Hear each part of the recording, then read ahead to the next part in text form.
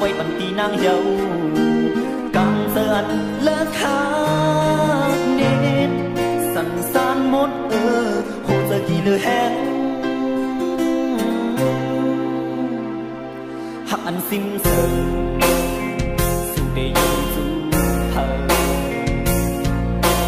ลำหูเจ็บปึงอยู่นางและมีเจ้ามันตรงเดินแต่ยังมีจังคอยเจอคือดียอมกันเมียนเตะขัดเติมลำหักติดไหล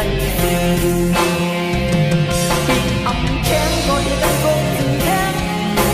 อ่ำแค่มันตรงเงี้ยน้ำอ่ำลบกันยอมปันสุดหน้าตาดีโตเต้นนิ่งตอกขัดย้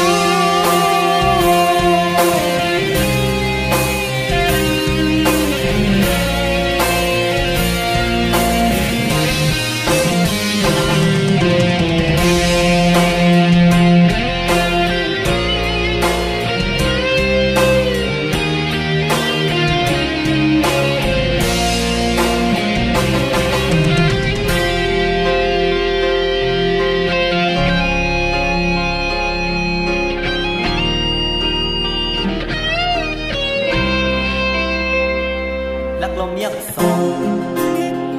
องตาอ่องจูสูตั้งหักอันนี้อยู่เนื้ออ่องอกปีโปตำวังอับไว้ปันตีนางเยากังเตือนเลิกขา